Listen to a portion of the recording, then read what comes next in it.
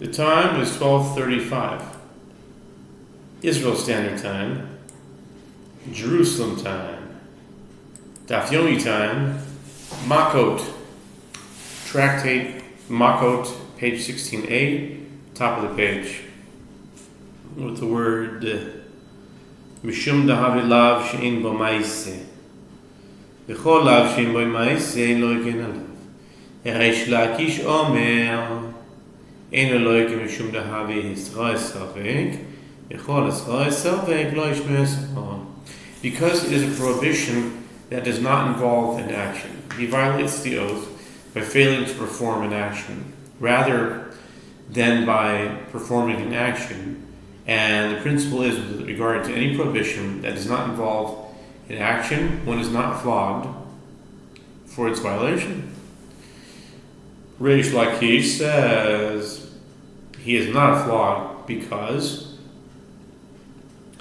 the forewarning in this case is an uncertain forewarning. One cannot properly forewarn him before he takes the oath, because as long as time remains in the day, he can still eat the loaf at a later time and fulfill the oath. And any uncertain forewarning is not characterized as forewarning. V'tarvayu ali Rabbi Yehuda V'tanya v'lo totiru b'merad boker v'hanotar b'merad boker v'gomer ba ha'katuv li tenaseh achar lo taseh lomar she'en lokin alav divrei Rabbi Yehuda Rabbi Yochanan dayek ache tamad diva ha'katuv halo ba ha'katuv lo ke alma ascha safek shmo ascha.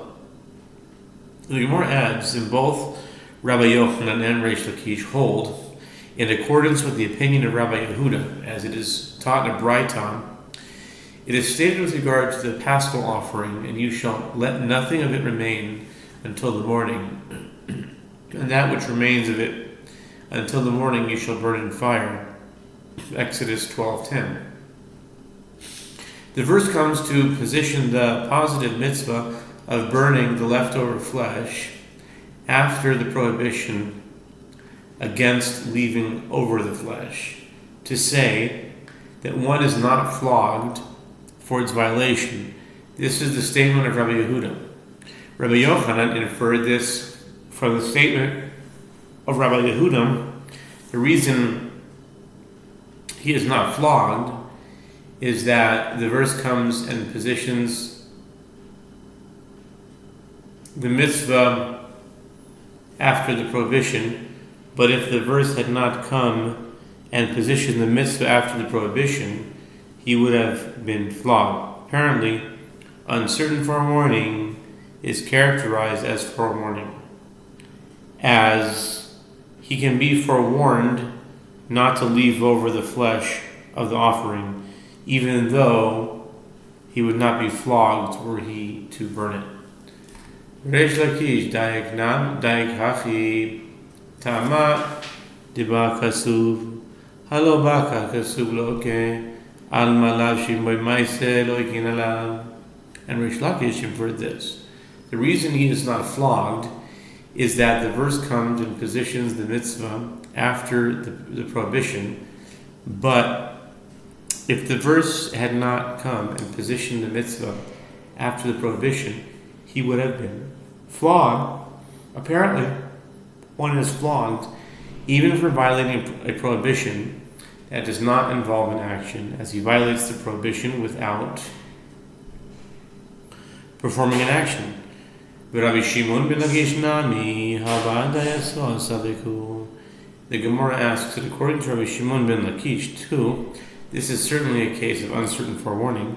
Why then does he not include, based on Rabbi Yehuda's statement that uncertain forewarning is characterized as forewarning? Sofer la idach tana Rabbi Yehuda detanya hika zeh v'chazar v'hika zeh kilel zeh v'chazar v'kilel zeh hika shneim b'vasachas o kilel shneim b'vasachas chayav.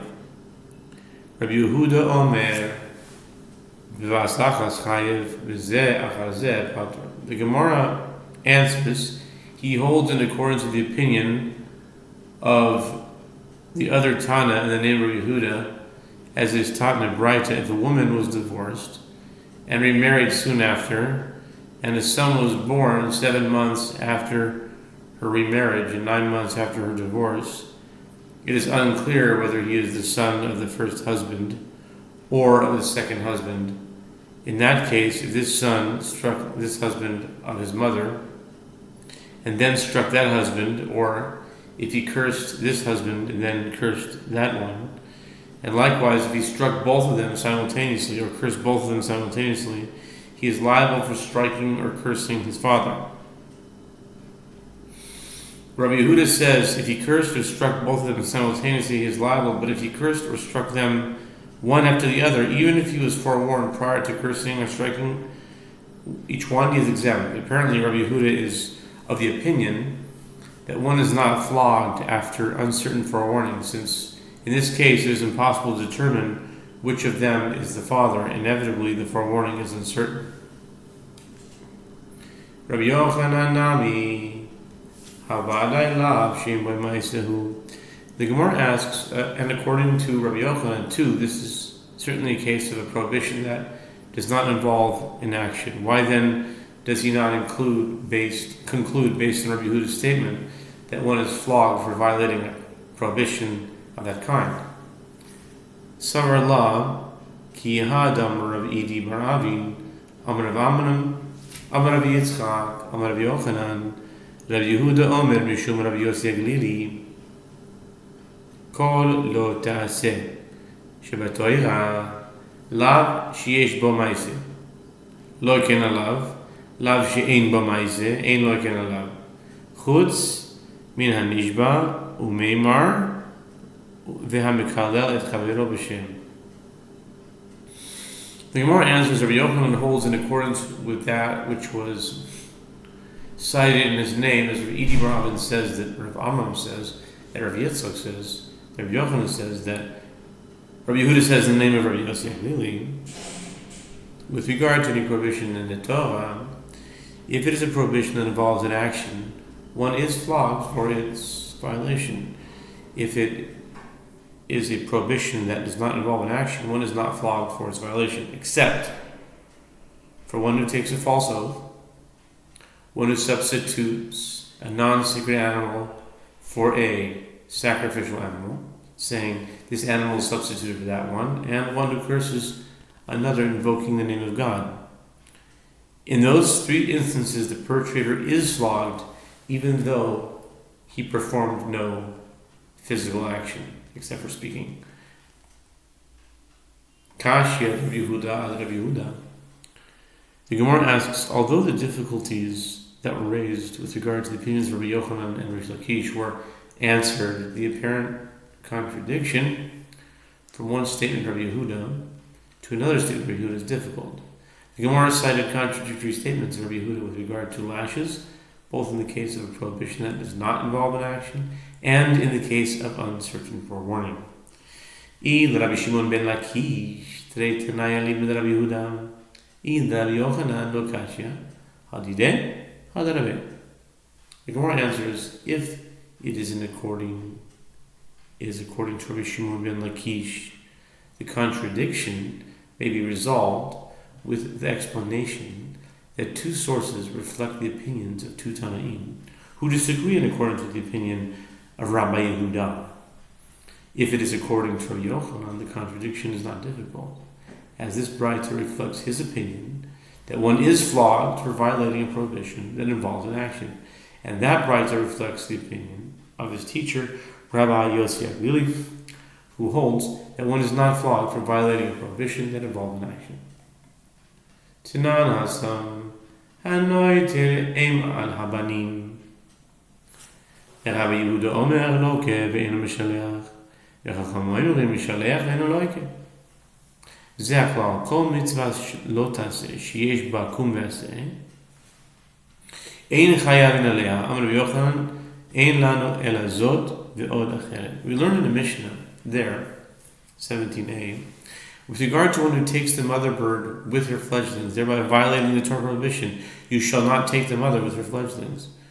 You shall send the mother and the fledglings you may take for yourself. Deuteronomy 22, 6 and 7. Rabbi Yehuda says he is flogged for taking the mother bird, as he does not send the mother, and the rabbis say he sends the mother and is not flogged, as this is the principle. With regard to any prohibition that entails a command to arise and perform a mitzvah, one is not liable to receive lashes for its violation. Rabbi Yochanan says we have only this mitzvah and another where one would be flogged if not for the relevant mitzvah.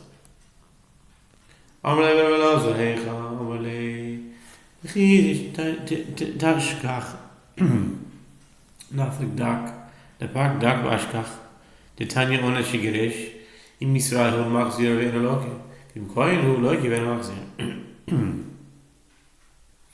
Rabbi Elazar said to Rabbi Yochanan, which is the other mitzvah? Rabbi Yochanan said to him, you will know when you discover it yourself. Rabbi Elazar went out, examined the matter, and discovered the answer, as it is taught in the Braita.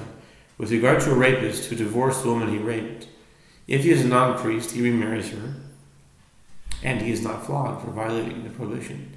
He may not send her away all his days. Deuteronomy 22:29. And if he is a priest, he is flogged for violating the prohibition, and he does not remarry her. Hanich leman detani kaimu v'lo kaimu. The Gemara states this works out well according to the one who teaches that the criterion for determining whether one is flogged for violating a prohibition that entails fulfillment of a positive mitzvah is whether he fulfilled the mitzvah or did not fulfill the mitzvah. And if he does not fulfill the mitzvah immediately, when he is instructed to do so, he is flogged. When he fails to do so, El Laman Ditani Bitulo Velo Bitulo Bishno Magabi Shilo Haken Bishkachas La Eloin is Bitulo Velo Bitulo Hechel. But according to the one who teaches that the criterion for determining whether one is flogged in that case is whether he nullified the mitzvah or did not nullify the mitzvah, one is flogged only if he performed an action that renders it impossible to fulfill the mitzvah. Granted, with regard to the sending away of the mother bird from the nest, you find a situation where he nullifies the mitzvah. For example, if he killed a mother bird. But in the case of a rapist, if the criterion is whether he nullified the mitzvah or he did not nullify it, how can you find a situation where the man is flogged because he nullified any possibility of remarrying her? Amar Rabbi Shimon Machazona Kagon Shigibila Kedushin Me'acher Amar Rav I Shavate Sheliach I Kamevatla Le Ila Shavate Sheliach Kol Kimine Velo Klumni. If he cannot remarry her because he kills her, he will be executed, not flogged, based on the principle of that he receives the greater punishment. Rav Shimi of Makos said he nullifies the possibility of remarriage in a case where he received on her behalf the money for betrothal from another, thereby ensuring that his own marriage to her is no longer an option. Rav said that it's not a viable solution if his ex-wife designated him as an agent to receive the money of betrothal on her behalf. It is she who nullifies the possibility of fulfilling the mitzvah for him, as a woman is betrothed only with her consent, and he is not liable at all. If she did not designate him as an agent, is it in his power to accept betrothal on behalf of a woman who did not designate him to do so? His action is nothing, and the betrothal does not take effect. Ella Amar Shimi Menardo Kigoin Shidira Berabim Hanich Lamanda Amar Neder Shuhuda Berabim Ein Lo Hafara Lamanda Amar Shiesh Lo Hafara Mai Ikalamemar Dime Madira Aldat Rabim De Amar Amemar Hilchasa Neder Shudar Berabim Yesh Lo Hafara Aldas Rabim Ein Lo Hafara. Rather, of Shimi of Nerdah said he nullifies the possibility of marriage in a case where he vowed in public that it is prohibited for him to derive benefit from her, and it is consequently prohibited for him to remarry her. The Gemara asks, this works out well according to one who says that a vow that was taken in public has no nullification. He is flogged, since by taking that vow, he has rendered remarriage impossible. But according to one who says that even a vow taken in public has a possibility of nullification, what can be said? He can nullify the vow and remarry her. The Gemara answers the reference is to a case when he vows on the basis of the consent of the public that it is prohibited for him to derive benefit from her, as the Maimar says that the halacha is a vow that was taken in public has the possibility of nullification. A vow that was taken on the basis of the consent of the public has no nullification. The Suleka Ha'ika Siman Gazal Mashkan Pe'ah Gazal Birachman Na Amar lo Sigzol Veheshiva Sigzela Mashkin Birachman Amar lo Tavol Veso Leavot Avoto Hashiv Tashiv Lo Habot Kebo Hashemesh. The Gemara questions Rabbi Yochanan's statement, and are there no more provisions that entail fulfillment of the positive mitzvah for which one is flogged, or aren't there others? Before stating its challenges, the Gemara provides a mnemonic for the cases that it will recite: robbery, collateral, and payout. The Gemara elaborates, isn't there a case of robbery where the merciful one states, you shall not rob, Leviticus 19:13, and it also states, and he shall return the stolen item, Leviticus 5:23. Isn't there the case of collateral where the merciful one states, you shall not come into the house to fetch his pledge, Deuteronomy 24:10, and then it states, you shall return to the pledge when the sun sets, Deuteronomy 24:13. Umeshkachas lo v'lo ubitilo v'lo bitlo hasam kevan nechayev betashlumin enu lo mishalem.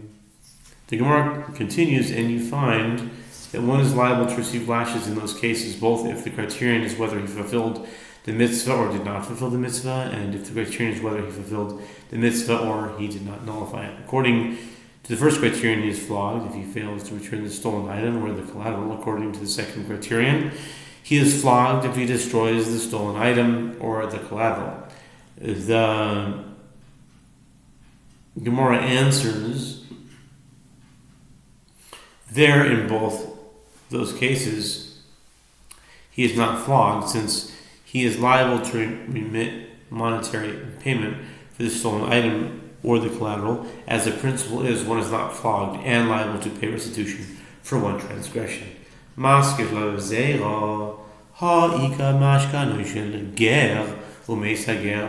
objects to this, but isn't there a case where he is not liable to pay? For example, if he appropriated the collateral of a convert and the convert died with no heirs, in that case there is no payment, and nevertheless he is not flogged.